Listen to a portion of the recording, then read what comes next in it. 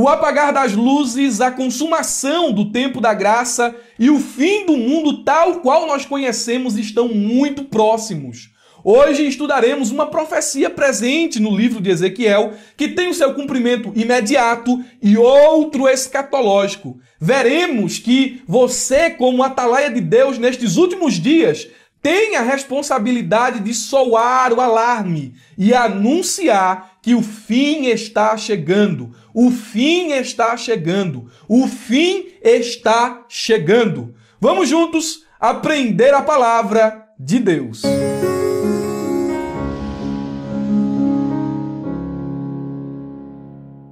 Meus irmãos, quero cumprimentá-los com a paz do Senhor Jesus. Sou Murilo Alencar e é com muita alegria que damos início a mais uma pré-aula da Escola Bíblica Dominical, revista Adultos CPAD. Estudaremos a lição de número 2, datada do dia 9 de outubro de 2022, cujo assunto é Vem o Fim. É importante que você redobre a sua atenção. A lição tem um aspecto muito escatológico e o nosso objetivo é que ao final desta exposição você tenha segurança e domínio sobre o capítulo 7 do livro do profeta Ezequiel. Aos alunos da ferramenta EBD, deixo aqui o meu abraço especial. Aos irmãos que estão nos acompanhando por meio do YouTube, siga estas orientações. Se não é inscrito, inscreva-se em nosso canal, ative o sininho para receber todas as notificações, deixe o like e interaja conosco nos comentários. Mais importante que isso, conheça a ferramenta EBD. A ferramenta EBD vai ser bênção para você. Lá o professor de escola dominical encontra tudo o que precisa em um só lugar. Irmão Murilo, como é que eu conheço essa ferramenta? O link está na descrição do vídeo. Sem mais delongas, vamos à exposição de nossa lição. O texto áureo nos diz assim: E tu, ó filho do homem,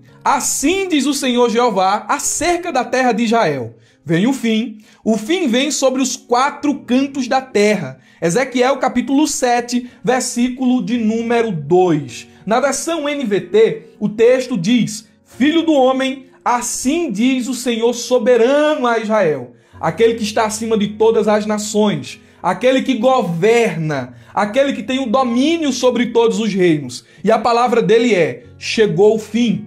Para onde quer que vocês olhem, norte, sul, leste ou oeste, sua terra está acabada. Não há rota de fuga, não há meio de escapar. O Senhor pronunciou o seu juízo e ele acontecerá. Na versão NBV, o texto diz: Filho do homem. Preste atenção nessa expressão que se repete na corrigida, na NVT e na NBV. Filho do homem é um adjetivo que denota a humanidade, a limitação, a incapacidade de Ezequiel comparada ao Senhor soberano, aquele que governa. Ele está dizendo homem, humano, filho do homem, limitado, fraco, incapaz, impotente. Assim diz aquele que pode todas as coisas, que está acima de todas as coisas. A versão NBV diz: assim diz o soberano, o Senhor Deus. O eu sou está falando. A terra de Israel. O fim está se aproximando. A destruição vem sobre Israel dos quatro cantos da terra. Nós estamos tendo aqui os primeiros contatos com o conteúdo profético do livro de Ezequiel. E dessa forma, nós vamos relembrar algumas informações básicas e necessárias a respeito do que é profecia. Na lição de número 1, falamos sobre a visão inaugural de Ezequiel, o seu comissionamento. Não estudamos o capítulo 4, 5 e 6, mas a partir do capítulo 4, Ezequiel começa a receber de Deus os seus oráculos. E esses oráculos são transmitidos oralmente, verbalmente e também são dramatizados. Por exemplo, Ezequiel constrói em um tijolo uma maquete de Jerusalém. Ele recebe a ordem de se deitar durante um período de longos dias somente do seu lado esquerdo, depois do seu lado direito. Ele recebe ordens para dramatizar as profecias, a fim de atrair a atenção do seu público-alvo e gerar um impacto permanente. Capítulo 4, capítulo 5 e capítulo 6, Ezequiel começa a demonstrar por meio do Espírito de Deus, por meio dos oráculos divinos, que o fim estava chegando para Israel. Capítulo 7, ele intensifica esse oráculo. E a gente vai estudar aqui. Mas vamos relembrar o que é uma profecia. Primeiro, guarde essa definição. A profecia, ela é a revelação inspirada, sobrenatural e única do conhecimento e da vontade de Deus. É esse descortinadamente divina. A profecia não é necessariamente uma previsão do futuro, e sim a revelação do conhecimento e da vontade de Deus à humanidade. Portanto, as profecias, podem ser proclamativas ou preditivas. Vamos explorar os detalhes dessa definição, né? A profecia ela é uma revelação, porque é o descortinadamente divina. É o revelar, é o desvendar dos propósitos eternos de Deus. Ela é inspirada. O Espírito Santo, ele é esse agente que inspira, que sopra o conhecimento divino nas narinas dos profetas escolhidos. Ela é sobrenatural porque não é de origem humana, ela não parte do coração e do pensamento do profeta. Ela é única, ela é única, é uma revelação sobrenatural e única do conhecimento de Deus, da vontade de Deus. Ela não é necessariamente uma previsão do futuro. Entenda que a profecia ela não é só preditiva, ela também é proclamativa. O que é uma profecia preditiva? É quando Deus revela o futuro. Uma profecia proclamativa é quando Deus revela a sua vontade, o seu querer, os seus projetos e os seus planos divinos. Então essa profecia ela tem caráter proclamativo e a profecia também tem caráter preditivo. E é interessante que as escrituras estão recheadas de profecias nesses aspectos. E Ezequiel aqui, a profecia do capítulo 7 que estamos estudando, ela é um descortinado futuro. Deus está falando a respeito de algo eminente, de algo muito próximo que aconteceria em Judá e em Jerusalém. O fim estava chegando. E essa consciência do julgamento, da sentença de Deus, deveria provocar no público-alvo de Ezequiel constrangimento na alma, quebrantamento e arrependimento. É interessante que Deus ele sempre revela a sua vontade e também o futuro aos seus santos profetas. Amós, capítulo de número 3, o versículo 7 diz assim: certamente o Senhor soberano não fará coisa alguma sem antes revelar seu plano aos seus servos, os profetas. Deus revelou a Ezequiel o futuro de Judá e Jerusalém. A profecia bíblica, ela é infalível. Quando ela parte da mente de Deus, da boca de Deus, ela tem essa característica de infalibilidade. O que seria infalibilidade? A qualidade ou a virtude de algo que é infalível, que não pode errar ou falhar. Esta característica só pode ser atribuída a Deus e à sua palavra, pois todas as demais coisas e pessoas estão sujeitas a falhas e a erros. Por exemplo, os teólogos são falhos, os filósofos são falhos, as interpretações muitas vezes são falhas, o homem é falho, o juiz é falho, o rico é falho, os sábios desta terra são falhos. Tudo aqui está sujeito a falhas. Só quem não falha é Deus e a palavra que sai da sua boca. Por que é que a profecia é infalível? Primeiro, a profecia ela é infalível porque parte do princípio que Deus não mente. Isso mesmo. Deus, ele não mente. Números, capítulo de número 23 e versículo 19 diz: Deus não é homem para mentir, nem ser humano para mudar de ideia. Alguma vez falou e não agiu? Alguma vez prometeu e não cumpriu? Dentro do Novo Testamento, temos vários versículos que comprovam essa afirmação. E um deles é Hebreus, capítulo de número 6, versículo 19 e 18. Deus também se comprometeu por meio de juramento para que os herdeiros da promessa tivessem plena convicção de que ele jamais mudaria de ideia. A promessa e o juramento não podem ser mudados, pois é impossível que Deus minta. A palavra de Deus na boca de Ezequiel e o texto que nós lemos aqui comprova que essa palavra era uma palavra preditiva e de juízo. Ela é verdadeira. A audiência poderia desacreditar, mas a incredulidade dos ouvintes não mudaria o aspecto verdadeiro, não mudaria a infalibilidade da profecia exposta, verbalizada por Ezequiel. E meus irmãos, há profecias bíblicas apontando para o fim desta era. Não se enganem, por mais que os homens a tenham por tardia, por mais que as pessoas não acreditem, isso não altera a verdade de Deus.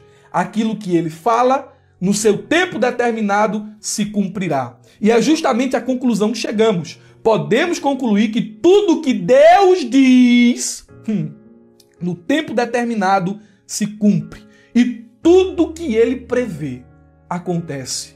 Deuteronômio 18, 20, Isaías 46, versículo 9, Mateus 1 e 22. A mensagem profética de Ezequiel aponta para a realidade do juízo de Deus sobre o povo de Judá no período do cativeiro, mas também tem um aspecto escatológico para o fim dos tempos. E a gente vai, à medida que formos expondo a lição, explicar esse detalhe da dupla referência. A verdade prática nos diz assim: o atalaia de Deus soa o alarme do iminente perigo, anuncia que o inevitável juízo divino se aproxima. Ezequiel, como atalaia, sentinela, vigia de Deus, está soando o alarme, tocando a buzina, cumprindo com sua responsabilidade que lhe foi confiada no capítulo 2 e 3. Ele está falando dos juízos de Deus à rebelde casa de Israel. E convém dizer que em todos os tempos da história humana, Deus ele nunca ficou e nem ficará sem uma voz profética ativa na terra. No período pré-exílico, a Bíblia ela faz questão de mostrar que Deus multiplicou os atalaias e os enviava à casa rebelde de Israel dia e noite. O profeta Jeremias chegou a escrever o seguinte, guarde aí, referência importante, Jeremias 29, 19 diz: portanto, não deram ouvidos às minhas palavras, diz o Senhor, enviando-lhes eu os meus servos, os profetas, madrugando e enviando. Sabe o que é essa expressão madrugando e enviando? Deus está dizendo aqui, eu enviei atalaias para avisar vocês do fim, dia e noite. Estava lá dia e noite os meus atalaias dizendo, o fim está vindo, se arrependam, se arrependam, se arrependam. Mas vós não escutastes, diz o Senhor. Em Jeremias capítulo 44 e o versículo 4, a Bíblia diz assim, repetidamente, não foi por falta de aviso, repetidamente enviei meus servos, os profetas, para lhes dizer, não façam essas coisas terríveis que eu tanto detesto. No contexto de Ezequiel, Deus ele tinha atalaias em pontos estratégicos. Por exemplo, Jeremias era uma voz profética, um atalaia em Judá e Jerusalém. Ele estava anunciando os oráculos de Deus na cidade de Judá e de Jerusalém. Em contrapartida, Daniel era um profeta palaciando. Jeremias profetizava em Jerusalém e Judá, entre o povo que ficou ali remanescente. Daniel estava na Babilônia, dentro do palácio de Nabucodonosor, e lá dentro Deus estava utilizando-se de Daniel como voz profética. Deus tinha atalaias em pontos estratégicos. E Ezequiel, ele não estava nem no palácio, não estava nem em Judá e em Jerusalém, mas ele estava entre o povo pobre, entre os exilados que moravam junto ao rio Quebar, e ali entre os exilados, Deus também estava se utilizando de Ezequiel como um atalaia, como uma voz profética. É importante dizer que nesses últimos dias, Deus conta com a sua vida para ser uma voz profética onde você estiver. É na escola, é na faculdade, é entre a sua família, é entre os seus amigos, é no serviço, é no trabalho, é nas ruas. Onde você estiver, você tem essa responsabilidade de ser uma voz profética, de anunciar que o fim está chegando, de anunciar que o evangelho, a boa nova, o tempo da graça está findando. Deus trará juízo sobre a terra. Mas, irmão Murilo, as pessoas não vão acreditar. Irmão Murilo, as pessoas não vão aceitar, não vão ouvir a mensagem. Que importa? Você precisa ser fiel. Você precisa ser um atalaia de Deus. Você precisa anunciar que o fim vem. Às vezes, a gente está evangelizando domingo à tarde, quando passa em um lugar, o povo já vem os crentes. fecha a porta na nossa cara, nos trata mal. Às vezes tem alguns até que querem nos bater. E a gente vai parar por conta da oposição das pessoas que não querem escutar. Nosso papel não é converter, não, irmão. Nosso papel não é mudar o coração das pessoas, não, porque quem faz isso é o Espírito. Nosso papel é ser fiel à mensagem que Deus nos entregou e soar o alarme, tocar a buzina, deixar os homens avisados. A responsabilidade de anunciar a mensagem é nossa. Agora, se eles vão se arrepender ou não, é responsabilidade deles. Nós precisamos estar livres do sangue destas pessoas e temos a responsabilidade de anunciar o juízo de Deus e a boa nova do Evangelho. A lição tem 3 pontos. Primeiro ponto, sobre a profecia. Segundo ponto, sobre o fim. E o terceiro ponto, sobre o inimigo. E nós vamos abordar todos os pontos da lição.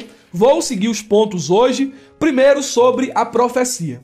Você está aí, você vai entender o capítulo 7. Irmão Murilo, é difícil. Eu li aqui a lição, tem muita coisa que eu não consegui entender, porque os pontos são difíceis, é muita definição. Calma, rapaz, você vai entender. Você vai sair daqui hoje entendendo o capítulo 7 de Ezequiel. Vai sim, tenha calma. Vamos lá.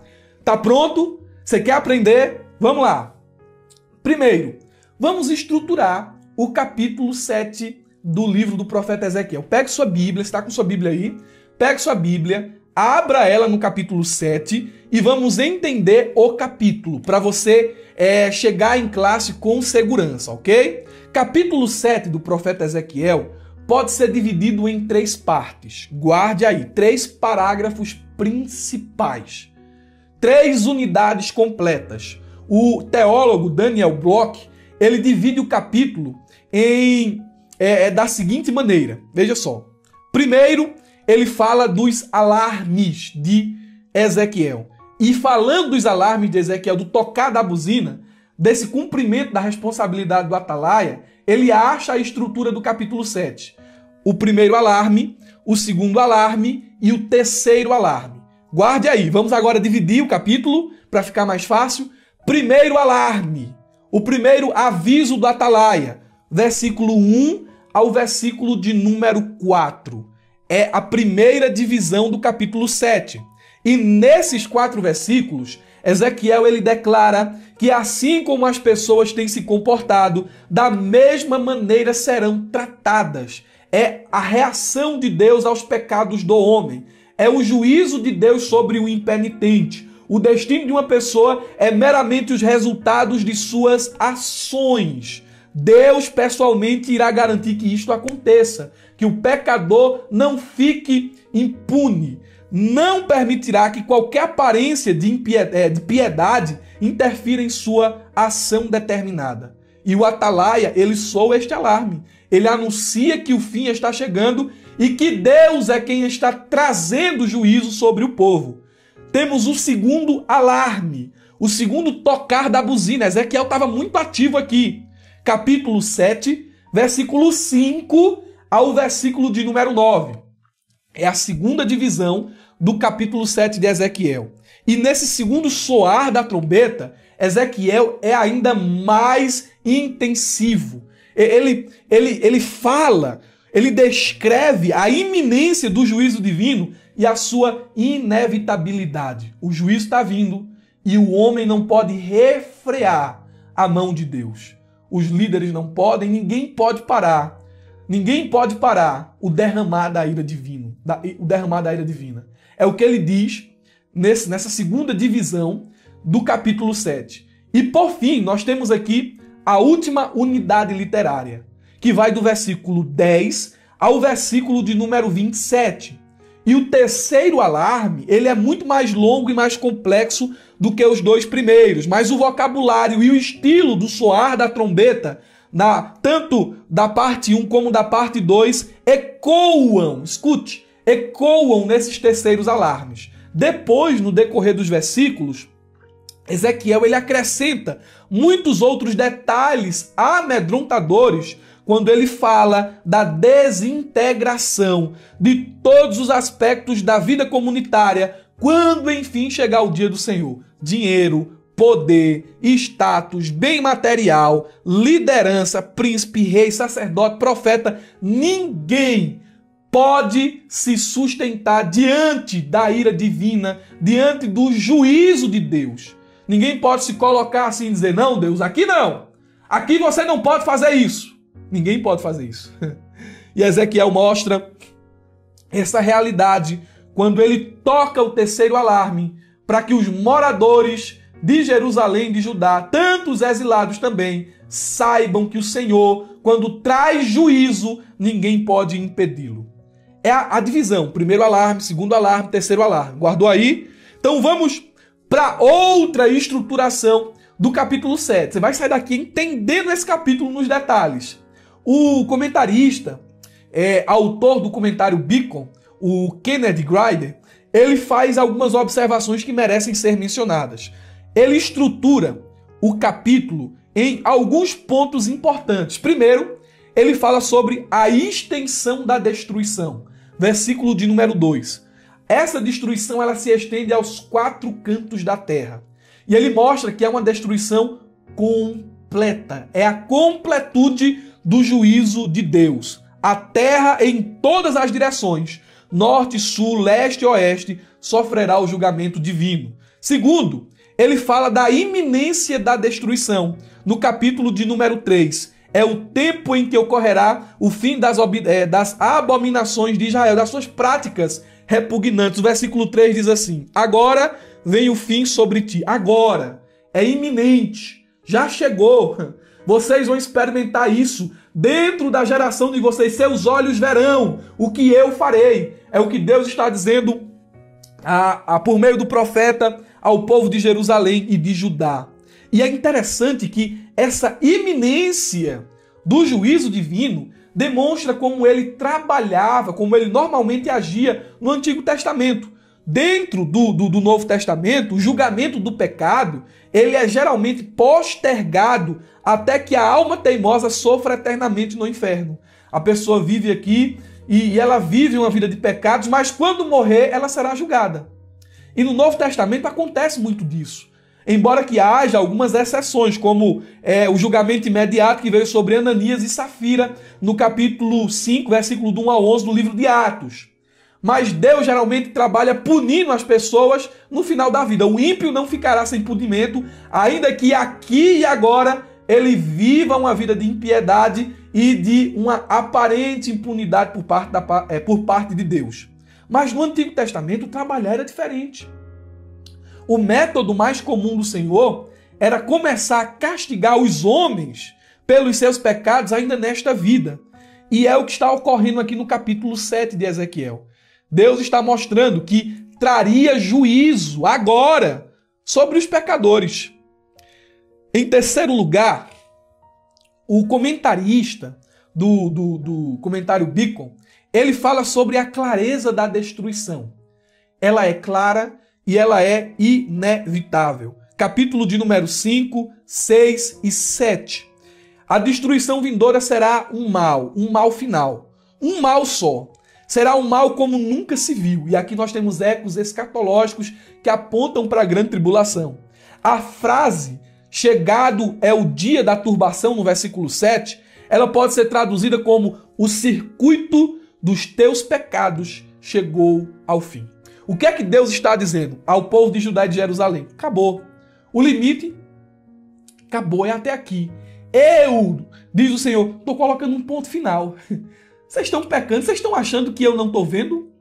Vocês estão achando que eu não vou agir nisso aí? Estou colocando um ponto final agora. Acabou o circuito dos teus pecados. Então, ele mostra aqui essa clareza, essa inevitável destruição. Em quarto lugar, o comentarista, ele também divide, o comentarista do Beacon, ele fala sobre a inutilidade dos bens materiais. Versículo 13 e 14. Os bens materiais e as riquezas perdem completamente o seu valor perante o juízo de Deus. Olha o que diz o versículo 13 e 14. Porque o que vende não tornará a possuir o que vendeu, ainda que esteja entre os viventes, porque a visão não tornará para trás sobre toda a humanidade. sobre toda a sua multidão, nem ninguém fortalecerá a sua vida com a sua iniquidade. Versículo 14. Tocaram a trombeta e tudo prepararam, mas não há quem vá à peleja, porque sobre toda a sua multidão está ardendo a minha ira. A inutilidade dos bens materiais. Você pode comprar, você pode vender, mas diante do juízo de Deus, isso não tem valor. E por fim, nós temos aqui a impotência humana. Veja os aspectos dessa profecia. Vou repetir. A extensão da destruição, versículo 2. A iminência da destruição, versículo 3.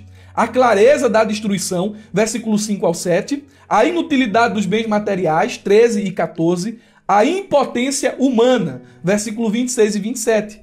Nesse dia de calamidade, nenhum dos líderes de Israel será capaz de ajudar. Nem o profeta, nem o sacerdote, nem os anciãos, nem o rei e nem o príncipe.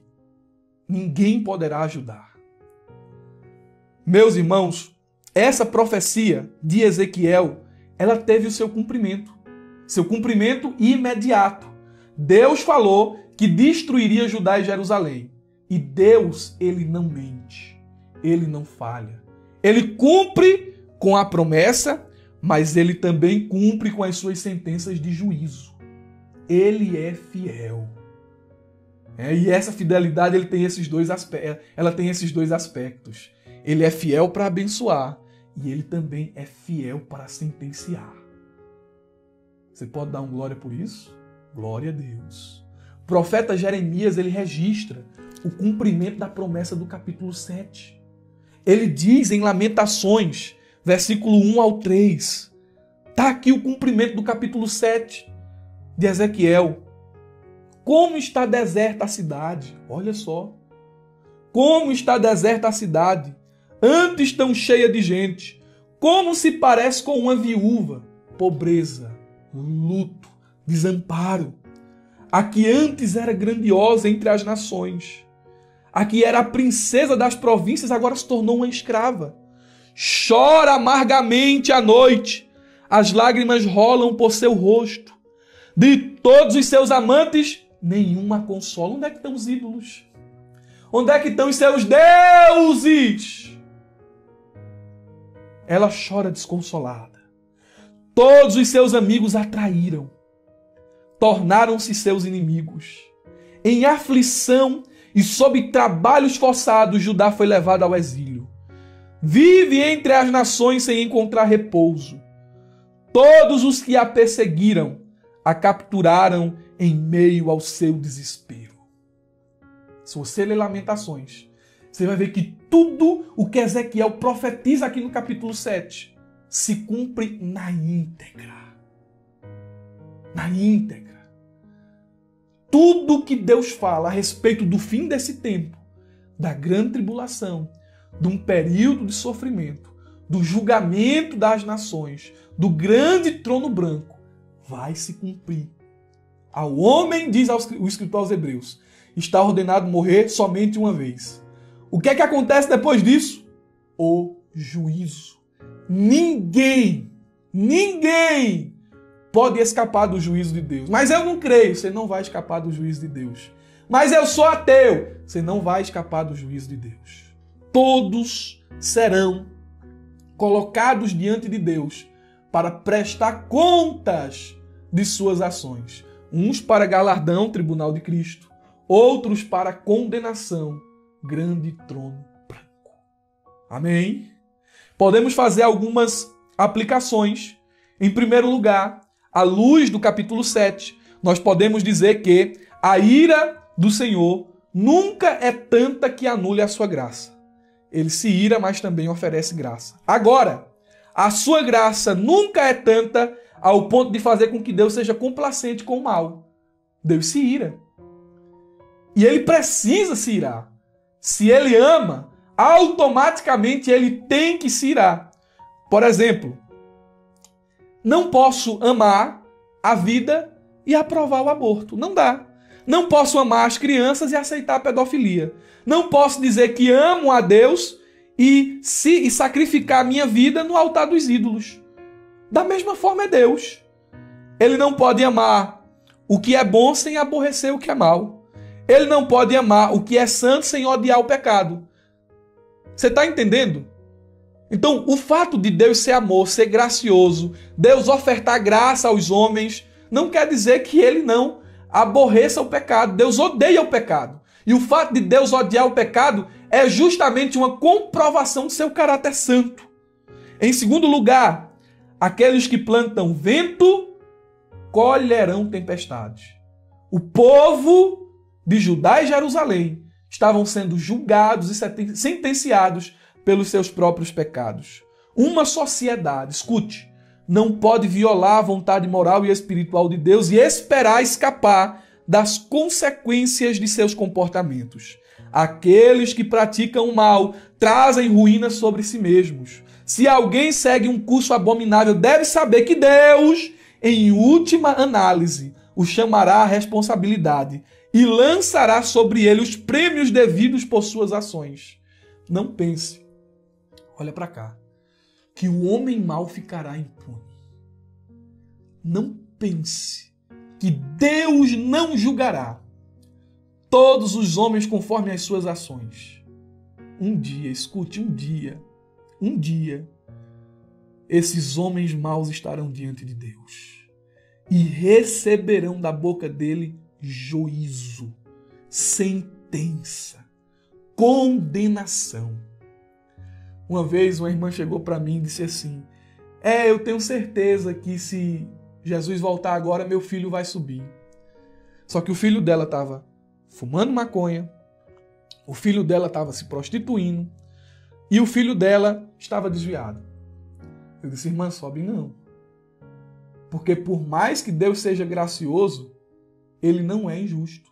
Ele vai punir o pecador impenitente. Ele vai punir o pecador irreconciliável. Não se engane. Deus vai punir aquele que não se arrepende. Não dá para fingir aparência diante de Deus.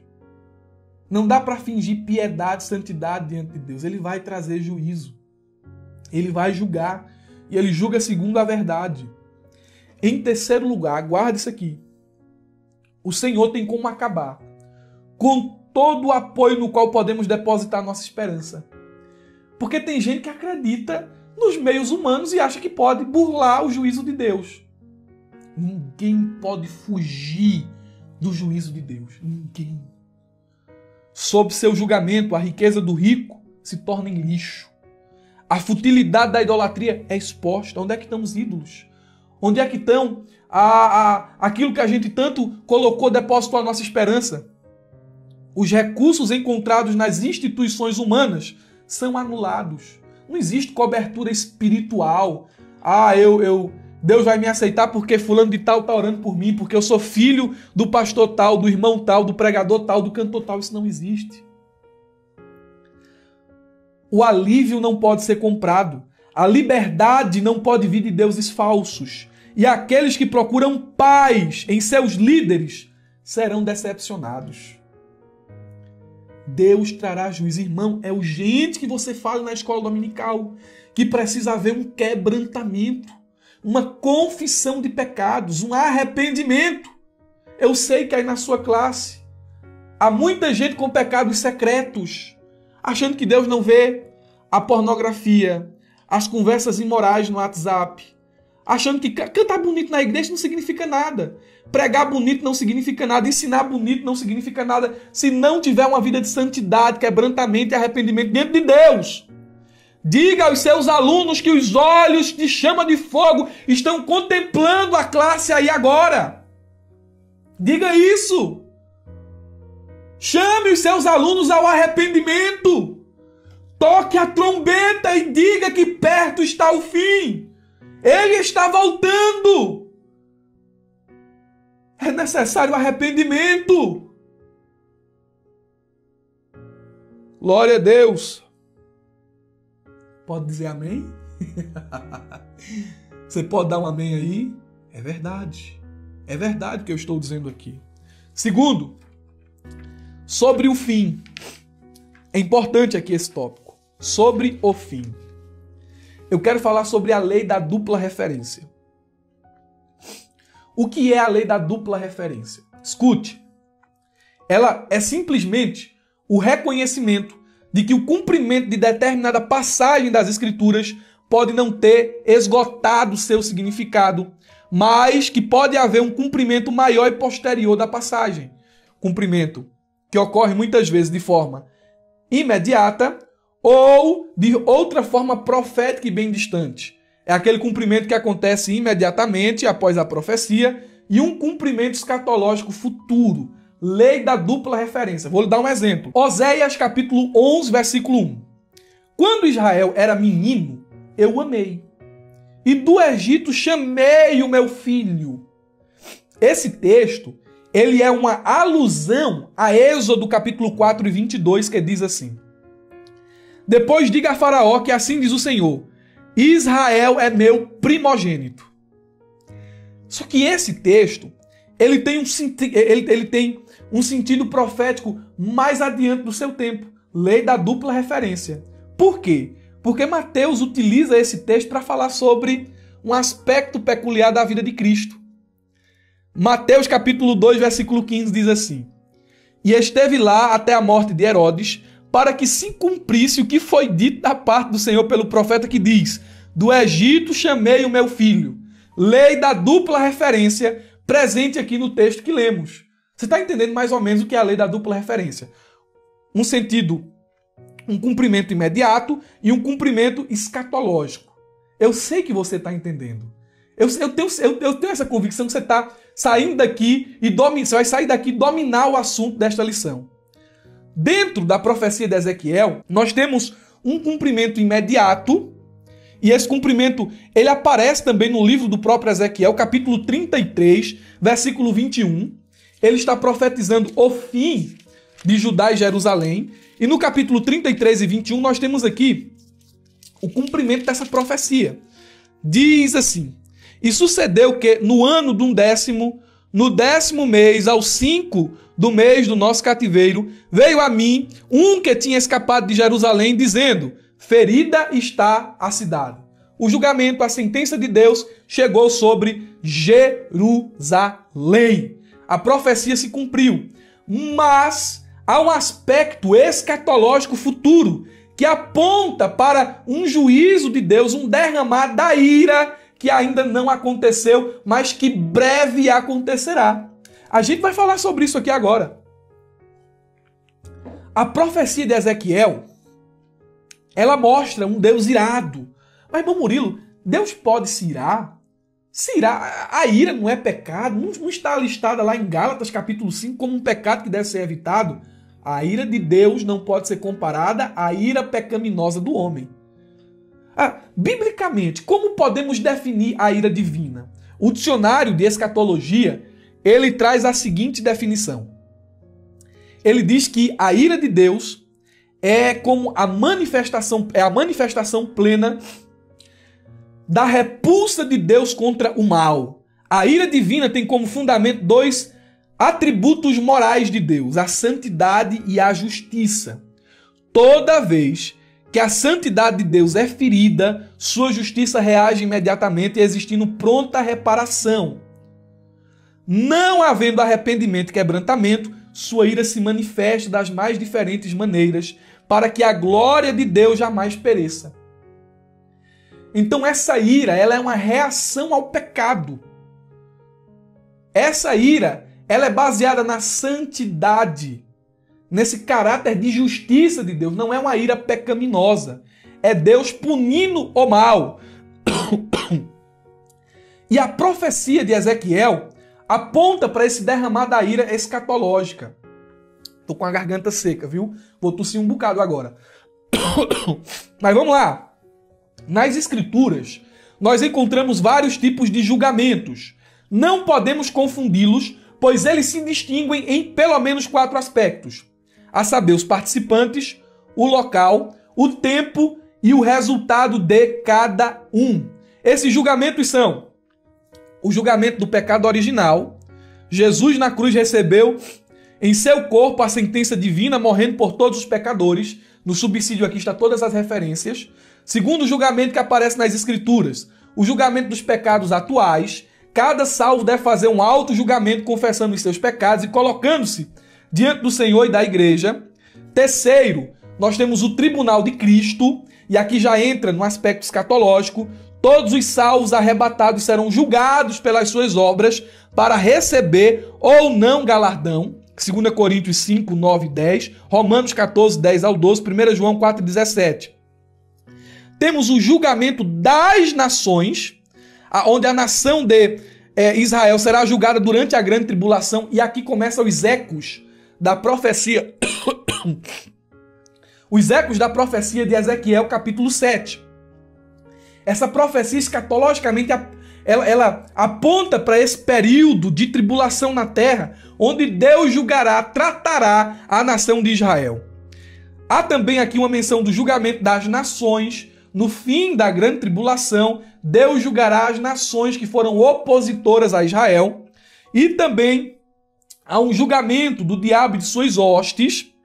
No final do milênio, vai haver ali uma breve rebelião, Deus vai julgar Satanás e as suas hostes. E o final de todos os julgamentos, o juízo final, o grande trono branco. Qual é a aplicação que podemos fazer aqui desse ponto de número 2? Nós, os atalaias de Cristo, devemos soar o alarme e anunciar que o Senhor breve voltará. Aqueles que não forem achados nele experimentarão o juízo divino. Mais que isso, aqueles que morrerem sem Cristo serão sentenciados a viverem eternamente sem ele. Eu sei, vou repetir, que alguns nos chamarão de loucos, fanáticos, quadrados, mas não podemos ter vergonha ou mesmo nos acovardar. Devemos tocar a trombeta para que todos os homens escutem. Irmão, olha para cá, olha para cá. Desculpem, eu tô muito gripado ainda, com a garganta seca aqui. Mas olha para cá. Toque a trombeta, meu amado. Você tem gente lá na sua igreja, conhecido seu, amigo, familiar que não é crente. O juízo está vindo. O juízo é eterno. Você passar uma eternidade no inferno é um sofrimento que não dá para imaginar. Você tem de Deus o remédio para isso. Meu Deus do céu, imagina aí, pensa comigo. Um familiar teu morre sem Cristo, vai para o inferno. Por que é que tu não prega para ele?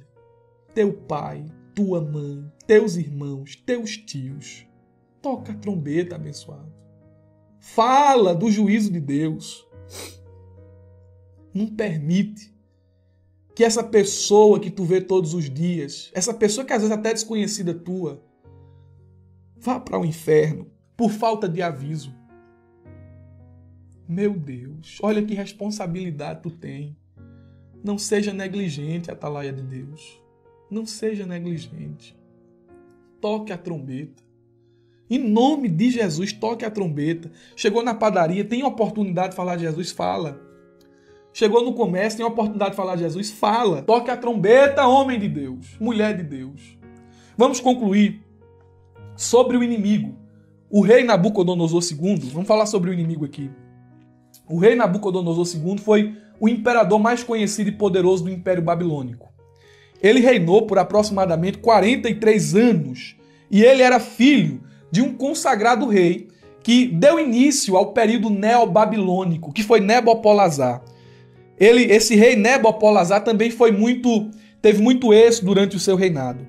Nabucodonosor, ele sucede seu pai na Babilônia, ele governa o Império Babilônico entre 604 a 562, e antes de assumir o trono, Nabucodonosor já era um príncipe vitorioso. Ele já tinha servido como comandante dos exércitos da Babilônia em algumas ofensivas militares. Ele teve uma relação com Jerusalém muito ofensiva, muito difícil, porque ele conquista boa parte de Jerusalém em 605. Ele derrota os egípcios em Carquemis e ele começa a avançar contra Judá. Ele deporta algumas pessoas ali em 605. Entre elas estava Daniel, Ananias, Misael e Azarias. Eles foram levados por Nabucodonosor ao cativeiro. Mais tarde, em 597, ele marcha novamente contra Jerusalém. ele leva muita gente ali para a Babilônia cativo, e aqui entre os cativos estavam os artesãos, estava Ezequiel, pessoas que tinham potencial de promover uma rebelião, e leva todo mundo para a Babilônia. 587 a 586 aproximadamente, ele sitia Jerusalém durante o governo de Zedequias, destrói a cidade, queima muro, acaba com o templo, acaba com tudo. E leva também muita gente para Babilônia. Fica lá em Jerusalém só o povo pobre. A cidade fica em miséria. Essa relação de Nabucodonosor com Jerusalém é uma coisa muito triste. Só que dentro do aspecto da soberania de Deus, Nabucodonosor era um servo. Nabucodonosor, apesar de ser destacado como grande guerreiro, grande conquistador, grande construtor, renomado rei de reis, ele era um mero servo do céu. A Bíblia diz em Jeremias 27:6 o seguinte: e agora eu entreguei todas estas terras na mão de Nabucodonosor, rei da Babilônia, meu servo. Ele é meu vassalo. Ele está aqui na minha mão. Eu digo, vai para cá, ele vai. Vem para cá, ele vem. Ele é meu servo. E até os animais do campo lhe dei para que o sirvam. Quando a lição diz aqui no versículo de número... Olha, leitura bíblica em classe, versículo de número 10, capítulo 7, diz assim: eis que o dia... Eis aqui o dia, eis que vem. Veio a tua ruína, já floresceu a vara, reverdeceu a tua soberba. Deus está dizendo assim: Nabucodonosor é meu servo. Ele se excedeu naquilo que fez com o povo de Jerusalém. E eu vou mostrar que eu sou Deus também sobre Babilônia. Puni o meu povo, mas também vou punir o opressor do meu povo pelo seu excesso. Deus revela sua glória a Nabucodonosor. Deus mostra a Nabucodonosor que o seu governo está acima do governo de Babilônia. Que coisa interessante. No livro do profeta Daniel, nós constatamos algumas coisas. Vou finalizar com isso. Primeiro, Deus mostrou a Nabucodonosor que apenas o reino de Cristo é eterno. Que o reino da Babilônia tem um ponto final também. A Bíblia diz em Daniel 2, 44 e 47. Enquanto esses reis estiverem no poder, o Deus dos céus estabelecerá um reino que jamais será destruído ou conquistado. Daniel está falando isso para Nabucodonosor, a interpretação do sonho que ele teve. Reduzirá os outros reinos a nada, inclusive o teu, Nabucodonosor. E permanecerá para sempre. O governo de Cristo permanecerá para sempre. Esse é o significado da pedra cortada da montanha, mas não por mãos humanas, que despedaçou a estátua de ferro, bronze, barro, prata e ouro. O grande Deus está mostrando ao rei o que acontecerá no futuro. O sonho é verdadeiro e o seu significado é certo. Então o rei Nabucodonosor se curvou à frente dele e ordenou que o povo oferecesse sacrifício e queimasse incenso diante de Daniel. O rei lhe disse: verdadeiramente, seu Deus é maior que todos os deuses, Senhor dos reis e revelador de mistérios, pois você conseguiu revelar esse segredo. Seu Deus está acima de todos os reis, Daniel. Deus mostra a Nabucodonosor que o governo de Cristo é eterno. É Deus mostrando ao inimigo do povo de Jerusalém quem de fato é grande. Que Nabucodonosor está punindo o povo de Jerusalém por uma permissão de Deus. Mas essa punição é temporária. O exílio é temporário. O governo, o poder de Babilônia é temporário. O governo de Cristo durará para sempre. O governo do anticristo será temporário, mas o governo de Cristo não. Glória a Deus. Ai, meu Deus, como eu queria estar com uma voz boa aqui para falar sobre isso. Segundo, Deus mostrou a Nabucodonosor que é Ele, que é o céu quem dá a última palavra. Daniel capítulo 3. Olha o que é que diz. Capítulo 3, versículo 19 ao 28. Nabucodonosor se enfureceu tanto com Sadraque, Mesaque e Abednego que seu rosto ficou desfigurado de raiva. Então ordenou que a fornalha fosse aquecida 7 vezes, mais que de costume. Deu ordens também para que alguns dos homens mais fortes de seu exército amarrassem Sadraque, Mesaque e Abednego e os lançassem na fornalha ardente. Eles os amarraram e os lançaram na fornalha inteiramente vestidos com túnicas, turbantes, mantos e outras roupas. E uma vez que o rei, em sua ira, havia exigido que um fogo tão quente na fornalha, as chamas mataram os soldados que jogaram os 3 lá dentro. Assim Sadraque, Mesaque e Abednego, amarrados, caíram nas chamas intensas. De repente, porém, o rei Nabucodonosor se levantou espantado e disse aos seus conselheiros: "Peraí, não foram 3 os homens que amarramos e lançamos na fornalha?" "Sim, ó rei." Eles responderam: "Olhem," disse Nabucodonosor, "vejo 4 homens desamarrados, andando no meio do fogo sem se queimar. E o 4º homem se parece com o filho de deuses." Então Nabucodonosor se aproximou o máximo que pôde à porta da fornalha ardente e gritou: "Sadraque, Mesaque, Abednego, servos do Deus Altíssimo, saiam e venham aqui." E Sadraque e Mesaque e Abednego saíram do meio da fornalha. Os altos funcionários, os oficiais, os governadores e os conselheiros se juntaram ao redor deles e viram que o fogo não os havia tocado. Nem um fio de cabelo na cabeça deles estava chamuscado e suas roupas não estavam queimadas. Nem sequer tinham cheiro de fumaça. Então Nabucodonosor disse: "Louvado seja o Deus de Sadraque, Mesaque e Abednego. Ele enviou o seu anjo para livrar os seus servos que nele confiaram. Eles desafiaram a ordem do rei e estavam dispostos a morrer em vez de servir ou adorar qualquer outro Deus, que não fosse o seu Deus próprio." Quem dá a última palavra é o céu. Deus estava mostrando isso a Nabucodonosor.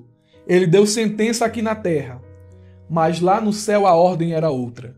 Por fim, Deus mostrou a Nabucodonosor que só o Altíssimo tem domínio soberano sobre os reinos dos homens e que o homem não é nada e não pode se ensoberbecer.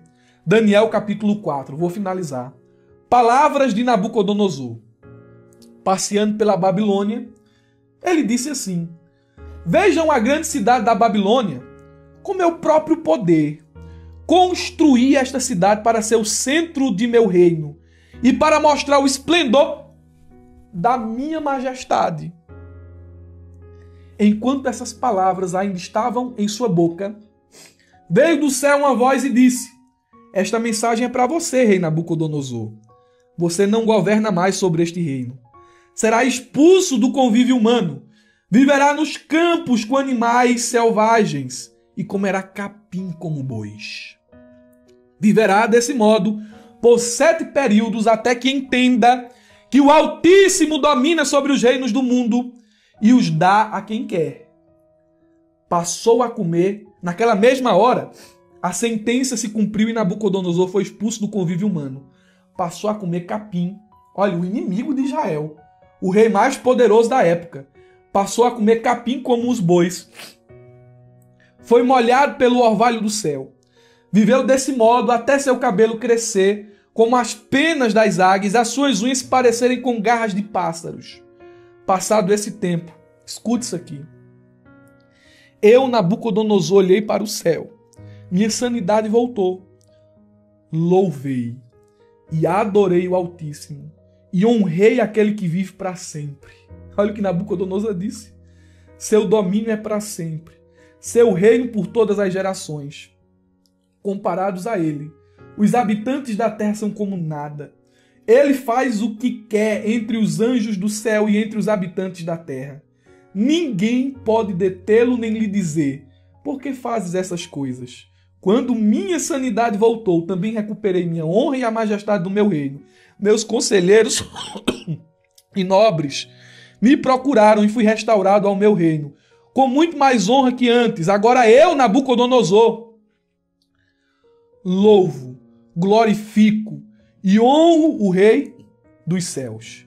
Todos os seus atos são justos e verdadeiros, e ele tem poder para humilhar os orgulhosos. Deus abate os inimigos de seu povo. Glória a Deus. Glória a Deus. Ele reina soberano sobre tudo. Deus governa sobre todas as nações. Sua vontade e seus planos não podem ser impedidos. Além de ser soberano, ele é reto juiz e julga segundo a verdade. Deus é santo e não compactua com o mal. Ele julgou a nação de Israel, julgou os inimigos de Israel, julgou as nações. Ele é o reto juiz. Nós, como atalaias, temos a responsabilidade de soar o alarme, tocar a trombeta e avisar os moradores da terra que o tempo da graça está prestes a acabar. Eu concluo essa lição com vontade de falar mais aqui, mas a minha garganta não permite. Meus irmãos, orem por mim. Peço perdão pelas vezes que tossi aqui junto do microfone. Me desculpem. Os alunos da ferramenta EBD, os irmãos do YouTube, me desculpem. Minha garganta tá seca aqui. Mas eu tava com tanta vontade de falar essa lição que não pude esperar melhorar. Eu espero que essa exposição tenha lhe ajudado, tenha abençoado sua vida. Se abençoou, coloque aí nos comentários da ferramenta EBD, coloque aí nos comentários do YouTube, interaja conosco. Se ficou alguma dúvida, converse conosco também em nome de Jesus, tá bom? Deus abençoe, meus irmãos. Aos alunos da ferramenta EBD, tem mais conteúdo aí para vocês pesquisarem, ok? Não se esqueça, abra a jaula!